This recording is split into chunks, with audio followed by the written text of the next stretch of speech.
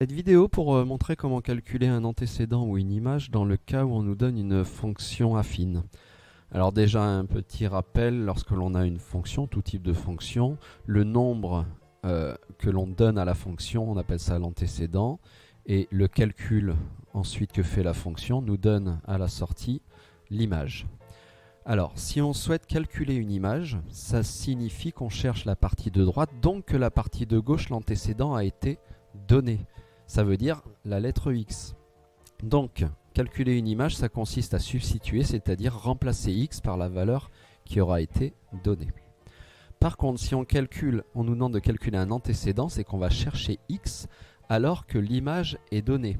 Mais alors, si on cherche X, ça revient à résoudre une équation. Alors, on regarde sur un exemple, j'ai pris une fonction affine, c'est-à-dire qu'elle est de la forme ax plus b, c'est bon. Deux questions. Première question, calculer l'image de 4. Deuxième question, calculer l'antécédent de 93. Ce qui peut être pratique, c'est de schématiser les choses. Donc là, j'ai réécrit la fonction que l'on me donne. Et là, j'ai réécrit la situation.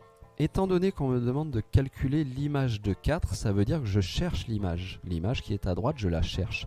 Mais ça veut donc dire que le 4 dont on me parle dans l'énoncé, c'est l'antécédent. Et là, je vois tout de suite que ce 4, c'est en fait la lettre X. Donc, qu'est-ce qu'on me demande de faire? C'est de calculer combien vaut 8x plus 5, mais en remplaçant x par 4. Bah là, j'ai qu'une chose à faire, c'est me rappeler qu'il y a un fois caché entre le 8 et le x. Donc, cette image qui se note f de 4, ça veut dire image de 4, c'est donc le calcul 8x plus 5, mais en remplaçant x par 4. Ça va donc faire 8 fois 4 plus 5. Et là, maintenant, il me reste à finir le calcul. Donc 8 fois 4, ça fait 32. 32 et 5, 37. Et ça y est, je viens de trouver que l'image, donc le nombre qui est ici, c'est 37. Deuxième question, on me demandait de calculer l'antécédent de 93. Cette fois, si je cherche l'antécédent, c'est que mon point d'interrogation est ici. Donc, ça veut dire que 93 est là. Et là, on s'aperçoit on cherche X. Si on cherche X, c'est qu'il nous faut une équation. Bah, l'équation, elle est visible à droite. En fait, je fais comme s'il y avait un signe égal ici. Voilà, je visualise un petit signe égal ici.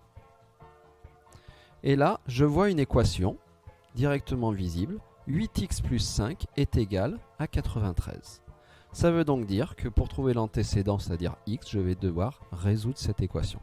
Donc allons-y, pour résoudre cette équation, donc je vais me dire, je garde bien le 8x qui est là.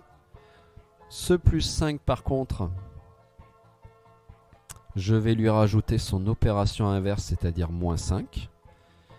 À droite, le 93 que j'avais, je le laisse. Et là, je me dis, comme j'ai rajouté l'opération moins 5 sur la partie de gauche, je rajoute la même opération moins 5 sur la partie de droite. Donc ça, c'est la résolution d'équation.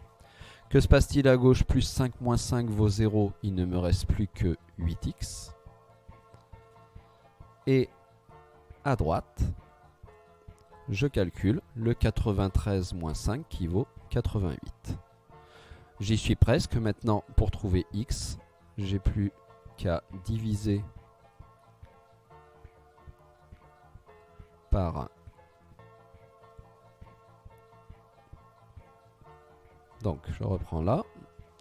J'ai plus qu'à faire la division par 8. Donc, à droite, j'ai 88.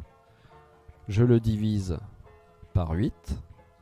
Et ensuite, j'obtiens le résultat 11, ce qui signifie que c'est en donnant le nombre 11 que j'obtiens 93. Après, on peut rapidement vérifier. Imaginons qu'on me donne 11. Ça veut dire que x vaudrait 11.